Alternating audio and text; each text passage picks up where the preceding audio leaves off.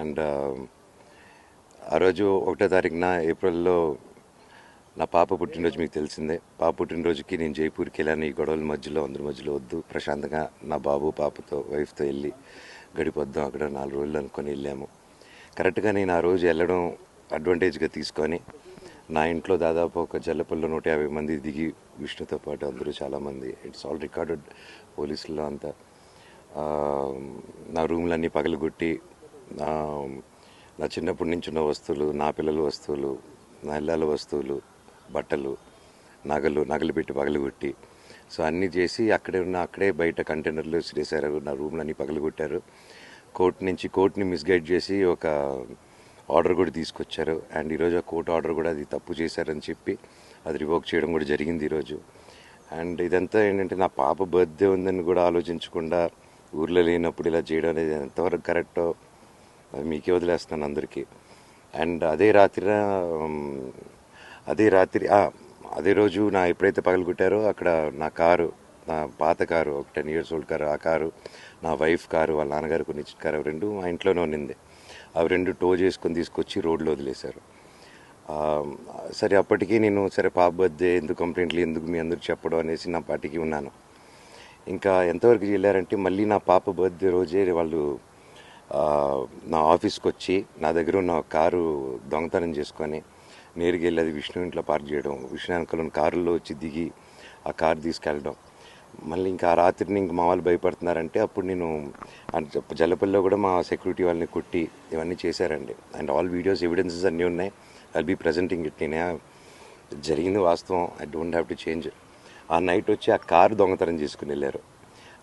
మా డ్రైవర్లు, సెక్యూరిటీలు ఇంట్లో ఉండగా బయటకు వచ్చి సీక్రెట్గా ఒక కాలనీ లోపలికి వచ్చి దొంగతనం చేయడం జరిగింది నార్సింగ్ పోలీస్ స్టేషన్లో.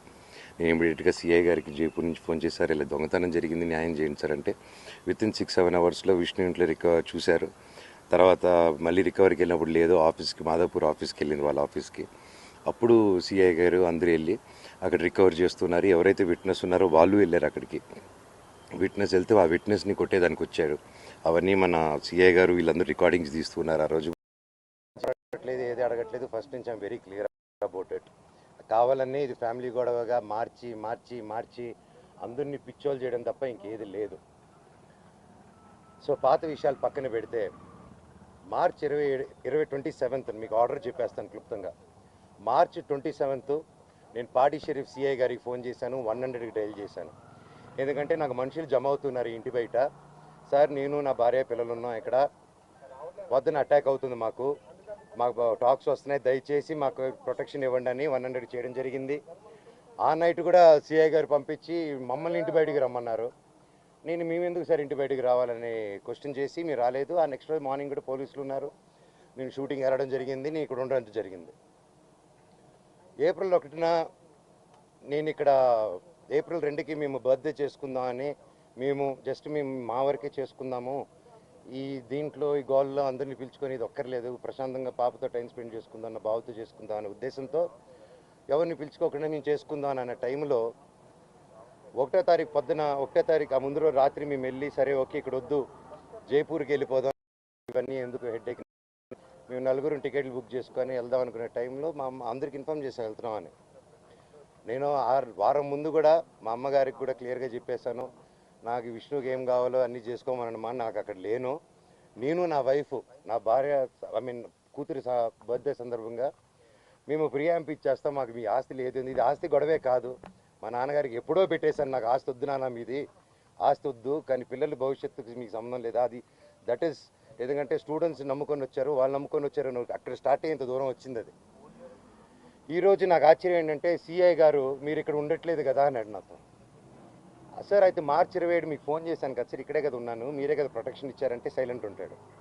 ఆయన స్క్రీన్ షాట్స్ రికార్డింగ్స్ అన్నీ కూడా మీకు ఇమ్మన్నాడు, ఆయన పర్మిషన్స్తో మీకు ఇవ్వబోతున్నాను. అండ్ 1వ తారీఖున పొద్దున నేను ప్రెస్ బృందానికి లింక్ పంపించాను, వీళ్ళకి ఆల్రెడీ పంపించాను. ఏప్రిల్ నుంచి అప్పుడు డిసెంబర్ 8 స్టార్ట్ అయిన గొడవలకి ఈరోజు వరకు ఒక్క ఛార్జ్ షీట్ ఫైల్ చేయలేదు. ప్రూఫ్స్ ఇచ్చాను, కత్తులు గన్నులతో కొట్టరా అని చెప్పి మా మీదకి వచ్చారు, కర్రలతో వచ్చారు, గన్నులు తీశారు, ఇవన్నీ ప్రూఫ్ సిఏ దగ్గర ఉన్నాయి, అన్నీ ఉన్నాయి, మీకు చార్ట్ హిస్టరీ నేను ఇస్తాను. అయినా కూడా ఈరోజు పడలేదు. ఓకే సార్, సార్ కనీసం నా ఇంటికి దౌర్జన్యంగా వచ్చారు. ఆ రోజు పొద్దున్న నేను ఉంటే నా పెట్స్ ఉన్నాయండి లోపల, 3 పెట్స్ ఉన్నాయి. నా రూము అన్నీ నా చిన్నప్పటి నుంచి వస్తువులు, నా పిల్లల వస్తువులు, నా భార్య వస్తువులు. అంటే ఒక మగాడు నేను ఊరిలో ఉన్నప్పుడు లేని ధైర్యం, నేను ఊరు దాటిన వెంటనే జైపూర్కి పాపనెత్తుకొని, వీడు పాప బర్త్డే బిజీలో ఉంటాడు, ఈ టైంలో కొట్టొచ్చా అని కేవలం విష్ణు ప్లాన్ వేసుకొని తెల్లారుజామున ఏప్రిల్ 1 5:40కి ఇదే రోడ్లో ఉన్న కెమెరా సీసీటీవీ, మా ఇంట్లోనే సీసీటీవీలు, వాళ్ళు ఫేమస్ కదా, పోయినసారి గొడవ అయినప్పుడు వాళ్ళు నా మీద కంప్లైంట్ వేసి వాళ్ళే సీసీటీవీ దాచిపెట్టారు. ఇప్పుడు కూడా మీరు వెళ్ళి అడగండి, సీసీటీవీ వాళ్ళు ఎంటర్ అయింది ఎవరు, వాళ్ళు ఇస్తే సగం గుండు కొట్టుకుని తిరుగుతాను నేను వీధంతా. వాళ్ళకి సమస్య లేదు ఎవరు మీకు, ఎందుకంటే వాళ్ళు చేసింది దొంగ పని. నంబర్ 1, కమిషనర్ గారు బైండ్ ఓవర్ని క్రాస్ చేశారు, మల్టిపుల్ టైమ్స్ క్రాస్ చేశారు. జనరేటర్లో షుగర్ పోయడం దగ్గర నుంచి, మా వాళ్ళని కొట్టడం దగ్గర నుంచి, వాటర్ పంపులు ఇంటికి కట్ చేయడం, పగలు కొట్టడం నుంచి, కరెంటు కట్ చేయండి ఆ ఇంటికి అని చెప్పడం నుంచి, ప్రతి ఒక్కటి ఈ మనోజ్ గారి దగ్గర ప్రూఫ్స్ ఉన్నాయి. వాళ్ళ దగ్గర ఒక్క ప్రూఫ్ మనోజ్ మీద తప్పని చెప్పమనండి, నేను సాక్షాత్ అందరి కాళ్ళ మీద పడి నేను సారీ అడుగుతాను. ఒక్క ప్రూఫ్ చూడుకుని పోనీ నేను ఆస్తి అడిగినట్టు ఒక్క ప్రూఫ్ చూపిమనండి. వాళ్ళు చెప్పేది ప్రతిదీ అబద్ధం. ఏప్రిల్ 1వ తారీఖున దౌర్జన్యంగా 30-40 కార్లు, ఆ వీడియో కూడా ఇచ్చాను మీకు, 30-40 కార్లు ఇదే వీధిలో వచ్చి మా సెక్యూరిటీ గేట్లు దూకి స్టంప్స్లో బూతులు మాట్లాడి నా సెక్యూరిటీని కొట్టి 3 గంటల వరకు బంధించారు లోపల. నేను 100కి చేశా, పోలీసుకి చేశా, సార్ కమిషనర్ గారికి చేశా, డీసీపీ గారితో మాట్లాడారు మా వైఫ్, సార్ ఇలా అయ్యింది, పెట్స్ ఉన్నాయి, అన్నీ పగలగొడుతున్నారు, మా వస్తువులన్నీ లోపల, నా రూమ్ వస్తువులన్నీ పగలగొట్టేశారు. నా బాబు ఫొటోస్, నా పాప ఫొటోస్, చిన్నప్పటి నుంచి ఉన్న వస్తువులు, నా పాప కోసం ఉన్న చిన్న నగలు మేము బర్త్డే కోసం కొనుక్కున్నట్టువి ప్రతిదీ పగలగొట్టి ఎక్కడేసారో కూడా తెలియట్లేదు. నా కారు, నా 2016లో కొనుక్కున్న నా కారు టో చేసుకొని ఆల్మోస్ట్ 9 ఇయర్స్ కారు, నాకు నేను పాత వస్తువులు అన్నీ ఎత్తి పెట్టుకుని ఉంటానండి, నేను అవే వాడుకుంటూ ఉంటాను. అండ్ నాకు ఆ సోకులు లేవు, అది తీసుకొచ్చి ఆ కారుని టో చేసుకొని తీసుకొచ్చేసి వెళ్ళిపోయి ఆ రోడ్డు మీద వదిలేరు. నా మా వైఫ్ కారు మినీ కూపర్, దాన్ని టో చేసుకొని తీసుకొచ్చి ఆ గ్రౌండ్లో వదిలేరు. ఆ గ్రౌండ్లో వదిలి అక్కడ ఖర్చీపులు కట్టుకొని రౌడీ షీటర్లు అందరు దిగి దగ్గరుండి దాన్ని టో చేసుకొని మళ్ళీ తీసుకెళ్ళి అక్కడ వదిలేరు. ఇవన్నీ గురువారెడ్డి గారికి, అవునా ఇంత గలీజ్గా ఎందుకు చేస్తున్నారు, ఇది బాగాలేదు మనోజ్ గారు అని చెప్పి సీఏ గారు చాలా ఫీల్ అవుతున్నారు, కానీ యాక్షన్ తీసుకోలేదు. నేను వెళ్ళండి సార్, మా వాళ్ళు ఉన్నారంటే ఇంటికి వెళ్ళారు.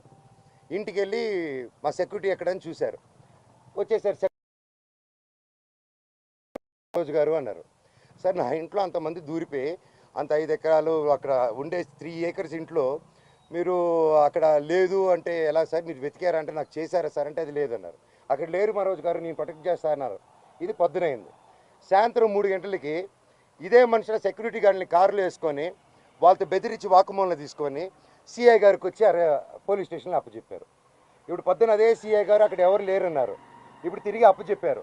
సార్ మీకే ఇది చేశారు కదా, మీరే నాకు అఫీషియల్గా చెప్పినారు, కేసు కట్టండి సార్ అంటే కట్టట్లేదు. పోనీ వాళ్ళిద్దరు సెక్యూరిటీలు సార్ మమ్మల్ని కొట్టారని కేసు పెడుతుంటే వాళ్ళు కేసు తీసుకోవట్లేదు, ఆ నోట్ చేసుకొని ఎఫ్ఐఆర్ చేయాలంటే ఇదంతా నేను పై వాళ్ళతో మాట్లాడాలి, నాకు రైట్ లేదు అంటున్నాడు.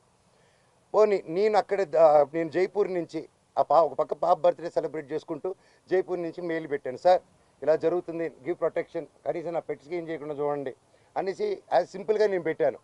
దానికి కలెక్టరేట్కి పెట్టాను, అందరికీ పెట్టాను. పెడితే నో రిప్లై. దానికి నేను డిజిటల్ సిగ్నేచర్ చేసి పంపించాను, నో రిప్లై. ఇవంతా చెల్లవు అని చెప్పి సీఏ గారు చెప్పారు.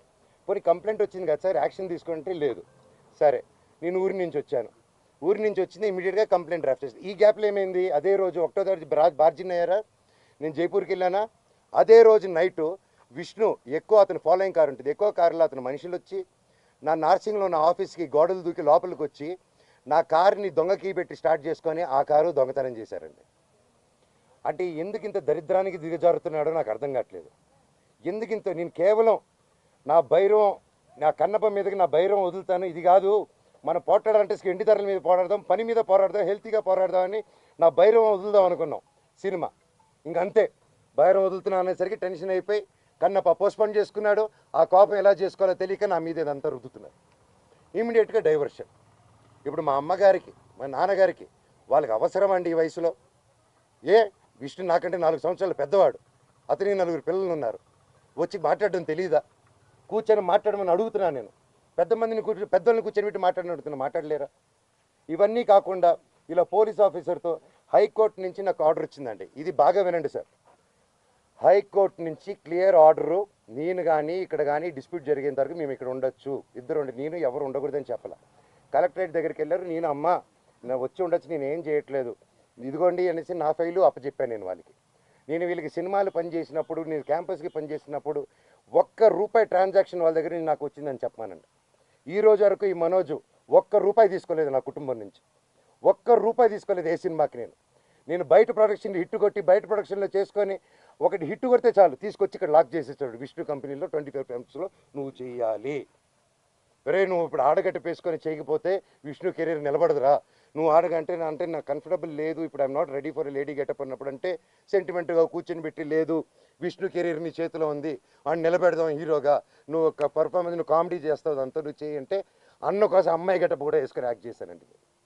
ప్రతిదీ చేశాను, వాళ్ళకి స్టంట్స్ డైరెక్ట్ చేశాను, సాంగ్స్ కంపోజ్ చేసి పెట్టాను, ప్రతి గొడ్డు చాకరీ చేసి పెట్టాను వాళ్ళకి. గ్రాఫిక్స్ నేను గ్రాఫిక్స్ చదువుకుంటే అతను గ్రాఫిక్స్ కంపెనీ పెట్టుకున్నాడు, మా నాన్న థియేటర్ పెట్టుకుంటే ఇతను సమోసాలు అమ్ముకుంటాడు. సో అది ఇతనికి ఉన్న ఇది. It's okay. సో మొన్న ఇప్పుడు coming to the point, high court order ఇచ్చిందండి, మేము ఉండొచ్చు వాళ్ళు ఉండొచ్చు, వీక్లీ వన్స్ పోలీసు రావాలని. వీళ్ళు ఏం చేశారు, లోవర్ కోర్టుకి వెళ్ళి అండ్ మాకు కేవేట్ వేస్తున్నాం అక్కడ, మీకు అందరికీ తెలిసేది. లోవర్ కోర్టుకి వెళ్ళి రంగారెడ్డి కోర్టుకి వెళ్ళి దొంగ డాక్యుమెంట్ ఇచ్చి కేవేట్ ఉందని అబద్ధాలు, కేవేట్ లేదని అబద్ధాలు చెప్పి జడ్జి గారికి దొంగ ఆర్డర్ తీసుకొచ్చారు. కోర్టుని చీట్ చేశారు, కోర్టుని చీట్ చేసి స్టే తెచ్చారు. ఆ స్టే కూడా నాకు రాలేదండి. నేను ఇంట్లో నుంచి బయలుదేరడం, ఇల్లంతా ధ్వంసం చేసి పోలీసులు చెప్పారు